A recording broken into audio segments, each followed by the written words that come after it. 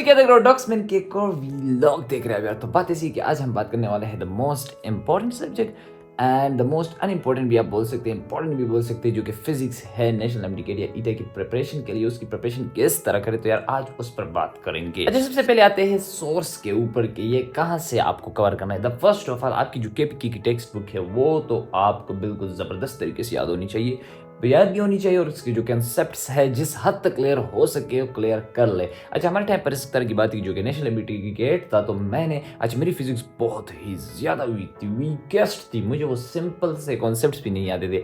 हालांकि opposite side पर जो केमिस्ट्री और बायो थी मेरी हद दर्जे स्ट्रॉन्ग थी और ये हद दर्जे कमज़ोर थी। अच्छा, ये स्ट्रॉन्ग कैसे हुई? बात ऐसी थी कि जो हमारा तो नेशनल एमडीकेट था, अगर नेशनल एमडीकेट था तो बात ऐसी थी कि हमें फेडरल और पंजाब की बुक्स पढ़नी थी। तो मैंने फेडरल की बुक्स पढ़ी थी पर वो उसने मुझे कुछ फ़ायदा नहीं दिया था। पंजाबी की बुक्स जब मैंने उठाई थी, मेरा ख्याल में फेडरल की बिकी की, हाँ फेडरल की बिकी की फिजिक्स की बुक सेम थी, सॉरी, और पंजाब की जो बुक थी वो डिफरेंट थी। अच्छा, पंजाब की बुक जब मैंने पढ़ी थी फिजिक्स की, ओए होए होए, सारे कॉन्सेप्ट्स मेरे क्रिस्टल क्लियर हो गए। तो जो मुझे फिजिक्स समझ में आने लगी ना, ओ हो, अगर आप वो ना भी पढ़े, क्योंकि टाइम तो नहीं होगा, फ्रेशर्स तो बिल्कुल नहीं पढ़ सकते। अच्छा, रिपीटर्स के लिए ये बात है कि ये बहुत ही प्लस पॉइंट मैं बता रहा हूँ, मैं बिल्कुल जीरो था इस तरह मान ले फिजिक्स में, बस रट्टे शट्टे लगा कर एग्जाम्स पास किए थे और बिल्कुल समझ ही नहीं आती सिंपल कॉन्सेप्ट्स की भी फिजिक्स की मुझे। लेकिन जब मैंने पंजाब की बुक पढ़ी थी ना, तो उसने बस, अगर रिपीटर है आप तो कोशिश कर लेगा, टाइम निकाले तो कर ले, वरना मैं बेसिक से सोर्सेज बताता हूँ। सिंपल आपकी केपीके की टेक्स्ट बुक होगी, एक अदद किसी भी ज़बरदस्त टीचर के जो कि मशहूर होते हैं अक्सर अकेडमियों में,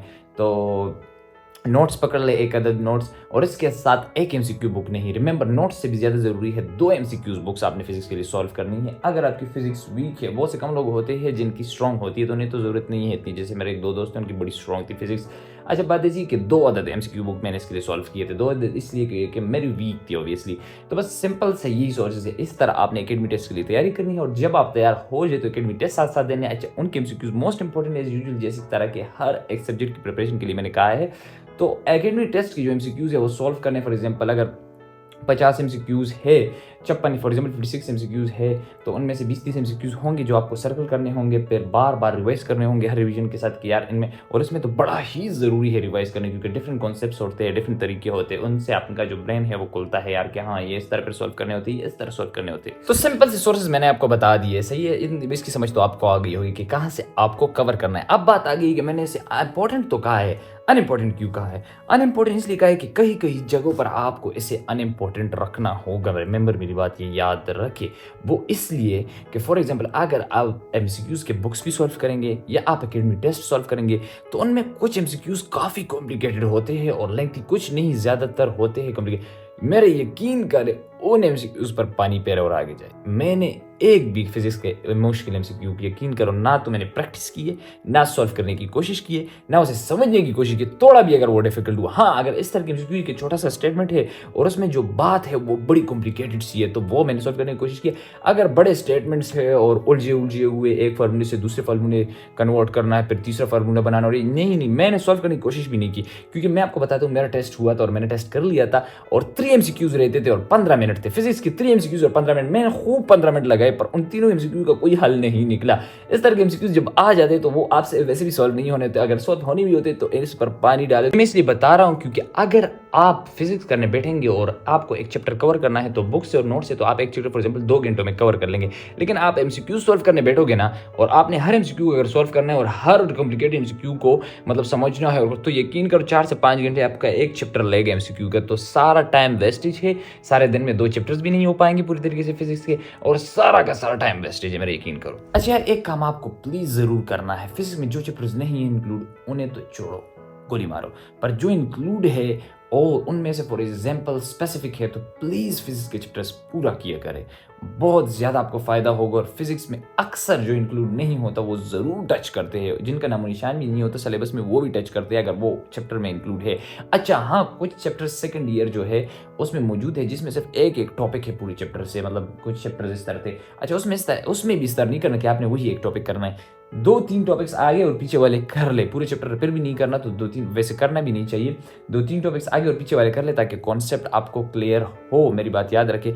और जिन चैप्टर्सों में फॉर एग्जांपल अगर 70% चैप्टर इंक्लूड है और 30% नहीं है, प्लीज़ यार वो 30% करो। हाँ, अगर पहले रिवीजन में नहीं करनी ना करो, पहले रिवीजन जितनी आप स्पेसिफिक करना चाहते हैं कर ले। अच्छा, मेरी बात याद रखे, स्टेप बाय स्टेप मैंने हर सब्जेक्ट की रिवीजन लर्निंग और प्रिपरेशन में बताया है कि स्टेप बाय स्टेप आपने जाना। ये नहीं कि पहले ही प्रिपरेशन में आप बैठ जाओ और आपने बस फिजिक्स भी टेक्स्ट बुक भी करनी है, पंजाब की टेक्स्ट बुक भी करनी है, नोट्स भी करने हैं, साथ में एमसीक्यूज बुक्स भी करने हैं और फिर पूरे चैप्टर्स भी करने हैं, सेलेक्टिव भी नहीं करने। तो ये भाई ये आपकी पहली रिवीजन खत्म हुई होगी तो आपका आधा साल खत्म हो चुका होगा और आपका टेंशन हुई होगी। इससे अच्छा ये है कि एक चीज़ 2 छोड़ दे, 2 एमसीक्यू बुक सॉल्व करे। अगर 2 एमसीक्यू भी नहीं कर सकते, मैंने इस तरह किया था, 2 एमसीक्यू बुक के साथ नहीं, एक एमसीक्यू बुक पकड़ी थी, एक केपीके की टेक्स्ट बुक पकड़ी थी और वो भी सेलेक्टिव, जितना सिलेबस मिल के एक वर्ड भी मैं ज़्यादा नहीं करता था और साथ में बस एकेडमिक टेस्ट के लिए प्रिपेयर होता था। तो जब टाइम पर मेरी रिवीजन खत्म हुई तो मैं बड़ा खुश था और मोटिवेटेड भी था। तो साथ में नेक्स्ट रिवीजन में मैंने एक और एमसीक्यू बुक साथ उठा ली, 2 फिर पहली वाली रिवाइज करता था जो एमसीक्यूज मैंने सर्कल किए थे, दूसरी वाली स्टार्ट कर दी थी,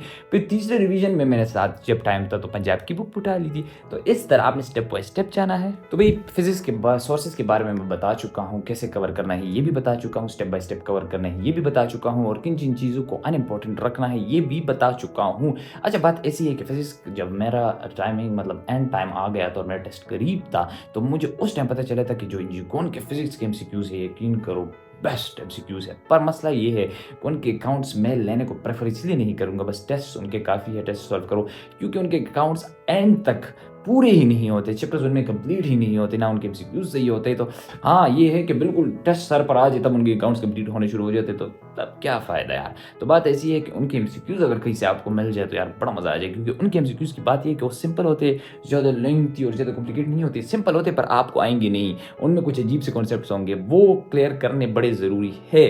तो यार वो भी कर। So this was all about physics के इसे आई थिंक मैंने मतलब so this is all about physics के कैसे कवर करना है, क्या this is all about physics के कैसे कवर करना है, कौन से सोर्सेज है और किस तरह के एमसीक्यूज को तवज्जो देनी है, किस तरह एमसीक्यूज को छोड़ना है। और बस यही तैयार, आप अपना ख्याल रखें, मुझे इजाज़त दीजिए एंड अल्लाह हाफिज़।